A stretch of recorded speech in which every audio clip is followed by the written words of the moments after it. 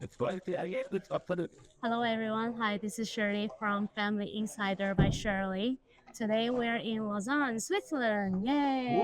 overseas. Yes, right. So today we have Joe LeBas. He is actually spending time between Miami and UAE, and he is one of the few Americans in the family office space that actually have seen that actually made his commitment for the next 20 years because he has officially relocated to UAE. Yeah. So, as a business professional that who made this very important decision for the past few years, I wanted to, let Joe tell you about his story and what made him make this decision and also the relocation and his experience as American in UAE. Thank you, Joe. Thank you. Yes, thank you, Welcome. Shirley. So glad to be here with you all. I'll give you a little background on me. Yes.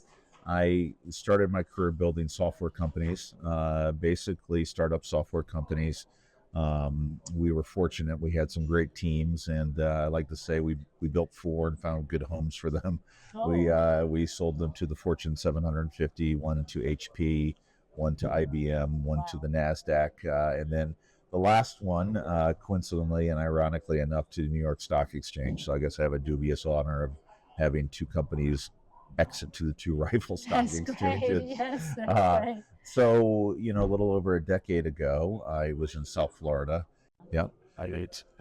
So I was in South Florida, and I was looking for another career challenge after a riveting decade plus of building startup software companies, some with funding, some with not. Okay. And a lot of our software had been focused on data science, data analytics, machine learning. I guess you could call it the big brother of AI, what it AI, was yeah, now, that's the right? early stage. Yeah. We looked at commercial real estate and we said, a lot of people are still very Luddites about this pen and pad. They said, hey, look, there's a lot of cars driving by, or this is a good location. Let's buy real estate here. And I said, what if we brought some real data science, some real data analytics to acquisition here? And that's how we founded Concorde Group Holdings, which, in addition to our small family office, is really our day job, if you will. That's what we do in the Southeast U.S. We buy grocery anchored retail, we buy unanchored retail, essential products, all with a technology enabled basis. How we got to the UAE Yes. is because of my software background. I've been going to India for 25 Oh, years. India. All right. You must have And as I conquered. told you, Shirley, in Asia as well, I was fortunate enough to do a lot of business in your hometown of Hong Kong and Yes. Japan. And so I always had kind of a worldly scope, and it was clear to me starting about 8-9 years ago that there was a new hub emerging in on that side of the world, and it was Dubai. That's very early stage. Yeah, it really was, and you can almost look at Dubai as evolving almost on a quarter by quarter basis, and especially after COVID. And as I tell everyone, it really transitioned, and it kind of, and people look back, even Americans go, well, where did it come from? It passed through there and didn't have a big bust after the global recession, right? But it really has transitioned from an investor market Yes. to an end user market. And user market. Yeah, we have people that are moving there full time with their families. From the UK, 10,000 millionaires moved from the UK to the UAE just Yes. last year. Yes. You have people migrating from US. And the Asia. Yes, the Asia community. There's a Huge. migration from China now to the UAE, which we hadn't seen, and then also Europe as well. And even you're seeing it from Latin America, even though that seems like a long distance. There's more migration from South America than even from the U.S. now. So I think U.S. is waking up and saying, well, what's going on over there? What's going on? Tell us what's going on. Yes. So I'll tell you. I mean, as I learned there, and we set up, I set up my residency in 2019, and I was a very small number of Americans.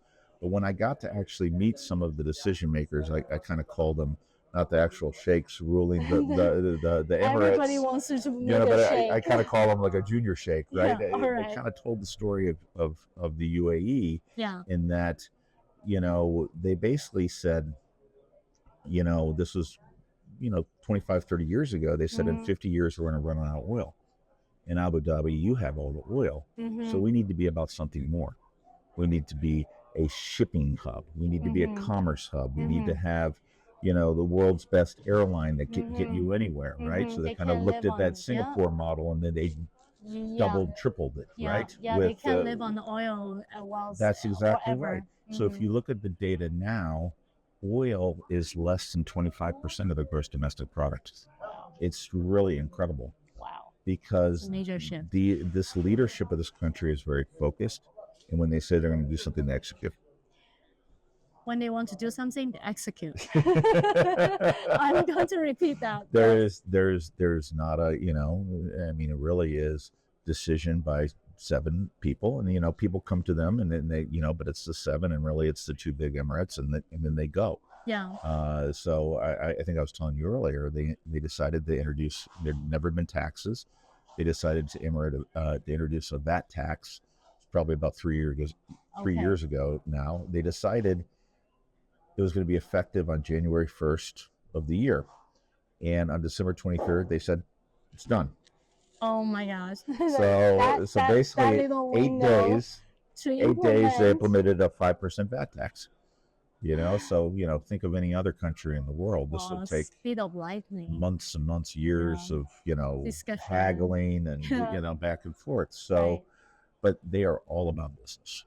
It's all about business and how do we bring more fuel to our economy. And I also think the other thing that that American investors can think about that, and I always talk to all my peers, and they're like, well, you're the Dubai guy, right? What's going on? You're the Dubai guy. And I said, well, look, it's kind of like New York City, where you live, was in the 90s, right? There was an energy about it, right? Everyone was looking to do deals, but good deals, right? And you have 195 different nationalities that live in the UAE, right? So I always say when I fly into town, it's UN. Yeah, well, exactly. you could have a very productive meeting in the morning from somebody from Asia. You sit at lunch with somebody from Africa. You meet, right after that with somebody from the Russian diaspora. That's right. And then, it ended up the day with, Middle Eastern person. The common ground, everybody can go. It's common ground, and everyone's looking to do productive business,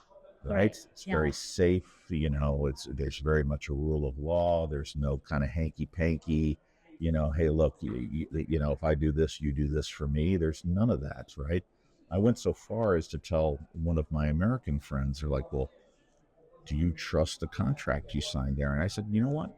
I actually trust it, and sometimes more than I trust a U.S.-based contract, because I know that it's going to be enforceable, and I don't have to, because, sometimes you sign a contract with the U.S., and I can sue for remedy, and then, I'm paying the lawyers and all that, and the only one winning is the lawyers. Right? Yes. I know if I sign a contract in the UAE, I know the government has a big stick, right? So if this contract is violated, they have to fear the government really more than they have to fear the lawyers. That is interesting. We don't hear about that because the legal cost of bad players. In US, you still have to pay the lawyers to get on the back. Exactly. It's really a fight to exhaustion sometimes in a contractual battle in the US. A business. Like I've got this much in, and all right, I'm just going to settle because I don't have the endurance to pay more legal bills, right? Tell us more about your partners in UAE. What really made you? I believe that is actually a big leap for you too, right? So when you really look at, what do you want out of business in the UAE? And for me, I did some opportunistic real estate deals, but I really wanted to expand really what we do in the U.S., which is commercial real estate, but then also operating companies and have a full access to where I see the UAE going, which is really a microcosm of the United States. They are emulating our healthcare system, but obviously at hyperscale, not the bad things of our healthcare system, right? But those are their priorities. If you listen to Sheikh Mohammed, which is the number 2 guy in the whole country and the ruler of Dubai, he'll say in every sentence, the best healthcare in the world, number one healthcare in the world, right? So these are significant factors. So all of that is there. So when I looked at what I want out of the UAE, is I want a 20-year plan of you know business building, basically investment. And I realized I needed to have some local partners, right? I needed to have actual Emiratis as partners, right? Yes. And not just to shake hands and pat on the back Not and the schmooze, photo but ops. actually to have Solid. and I was fortunate to do that. And my first partner, I'm very fortunate. We actually are co-owners, and this is what was a very interesting opportunity presented to me, is we co-own what is called the Taji Center, which, among other things, provides all the business. It's basically a pseudo government agency or a private partner, public partnership, if you will, that provides all of the business licenses, immigration licenses, and a workforce education, believe it or not, for everyone coming to the UAE. Now, again, I said it earlier, there's 195 nationalities coming there, and everyone who steps foot in the UAE is coming legally. Okay? Every immigrant is a legal immigrant. Right? We don't need IC either. either. All right. So all of these people are educated, licensed, the visas are all issued, right? Properly done. All corporations are responsible for providing proper work visas and residence cards for their employees, right? So our center provides all of that. So not only was it a great I won't put investment, the website here. I'll put the website here. Just for anyone who is thinking about, I need to make my way to UAE legally. Yes, but the other thing is that because there is such an inflow, from anywhere, right? Not just we see it obviously in troubled times. There's a lot of in times of conflict, we've had a huge spike from not only the Ukrainian side, but the Russian side. People, came to the UAE. It's become kind of the Switzerland of our times with a business motor, right? But there's people obviously coming from all these other places, both high net worth and medium and low net worth, all looking all to work. And there's work there. When you have Dubai, which is a city growing 16% year over year, which is a staggering number, there's work for everybody. So these people are all coming legally. They're all being provided jobs, and that's what our center does. And so obviously you have this other kind of ecosystem of people offering quick visas, putting their own markup on that, spreading a lot of misinformation. That's what which unfortunately you got some of that. I've heard a lot of because I think that's why I wanted to actually make an interview with you, Joe. Is that so your motive of moving there is not about the taxation. It's not about, but it's actually conducting real business. Exactly right. I mean that's some gravy, right? But I'm a U.S. citizen. I can't do anything about my passport, right? Just because I'm also a golden visa holder in the UAE doesn't mean I just forget about my obligations to Uncle Sam and the IRS, right? Unfortunately, I have to build other tax strategies for that, right? Of which there are plenty, right? But the nice thing about your income derived in the UAE is zero. There's 0% personal liability on any income you derive in the UAE. Your business income, there's a lot of different strategies that we can help you with on moving businesses, and this is especially relevant to UK companies as well because of what they're going through. But there's a lot of different structures you can put together by putting, starting a company in the UAE, which only has a 9% business tax, which was just introduced 2 years ago. Oh wow! Before it was zero. Before it was zero, and now it's 9%. And you said that you're now focusing on commercial real estate. I am. What is your observation, and what are the opportunities out there in UAE in commercial? I mean, we have seen they build islands, man-made islands, or high-rise hotels, or luxury shopping malls with like ski slopes in there, like crazy things that we heard of.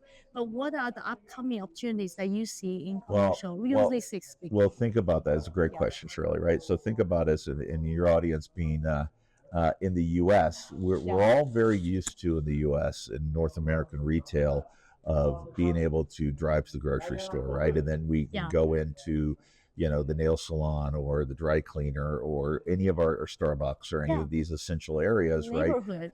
Neighborhood essential stuff you don't get on Amazon, right? Yeah. And Dubai has had such an explosion, and the UAE in general, Abu Dhabi, everything has had just, but really Dubai, most of anything is that 16% year-over-year growth has had such an explosion of residential. And I always think of as commercial real estate as, the feeder of residential growth. You need services. You need services to fuel that demand of residential growth, right? You need all of this essential products, right? And Dubai really has this kind of barbell of retail. It has this super high-end malls, which the Gucci and the Chanel and everything like that, right? And then it has this super low end of street retail, and there really isn't anything in the middle. And as all of these people pour in and they bring their families and they're setting up there, as I said earlier, right? You transition from an investor market to an end user market. They're going to kind of demand this. Hey, I want to go to call it a neighborhood retail place where I can go to the gym, where I can get some coffee, or I can sit at a restaurant. Restaurants every day. Exactly. And I'm not saying North American retail is the end all be all, but I think it fits the population of, Europe is different because Europe is a walking city, and you have retail as you walk, many right? little pockets, right? But where you see Dubai is much more sprawling suburban, right? You do have the high rises, but much of Dubai is kind of suburban communities. Oh, I didn't know that. Right? It really is. It really is sprawling outside, where you're going to need these kind of neighborhood anchored retail centers, and then you're going to need kind of the industrial warehouse distribution centers to get these goods to people, because you're going from a city of 3 million to a city of 7 million in probably 7 to 8 years. It's it's just incredible growth. So there is actually the shopping mall that we can look at, and also I would say the logistics centers. The logistics, the distributions, and everything like that. So the Sheikh Mohammed has been very smart in how he's moving the city from just pure logistics, right? He's building the world's largest airport south of town, right? So then you have all the logistics that go with that, but the actual human logistics of people just living there, there's going to be a big demand for that, and I think especially as, again, 92% of the country are expatriates, right? So they bring their own expectation of what they want from a retail experience or a entertainment experience with them. And the good news is, as I told that story earlier, when they said 30 years we're going to run out of oil, but they also said we want everyone to come. We don't care what religion they are. We don't care what background they are. We let them come in, build their lives, build their wealth here in the country. We just ask that they, are somewhat respectful of our religion. Yes, of course. And that's what makes the UAE so different than any other country in the GCC, because some have tried. Qatar has tried, but they haven't been able to get there because they haven't been as flexible as the UAE and how they've allowed people to come and just live their own lives. So it's more tolerant. I think it will be like very tolerant, like a first stop. At least if you're thinking about that region, that is a place that you will feel comfortable. I would encourage. That's one, and I've been to all of them, right? And I've spent a lot of time in Saudi, and actually, the gentleman who runs my business for me in the UAE is Saudi. He called me a year and a half ago, and he said, "I want to come with you in Dubai." Right. I said, "Really? Leave Saudi?" Right? He goes, "No. Saudi is 10 to 15 years away. I want to come to Dubai now. Yeah, we're talking about like now, not like the potential or what we're believing, but right Right. now, where do you want to Yeah. go right now? Yeah. So I strongly actually this video is also, it planted a seed for me to actually go to UAE to look from with my own eyes and Wow. then to see Joe, You'll right? be my guest. Thank you, Yes. thank Yes. you. I will show you And all of yeah, I believe it. that whatever you got to see, you got to travel, you got to feel comfortable as we call ourselves, because my company's name is Global Consult. We take families everywhere, and I guess maybe our destination next one will be in UAE. That would Thank be a you, blessing. thank you, John. As we say in UAE, inshallah. Inshallah. God willing. Okay, thank you, thank you, Joe. It's all right. Great.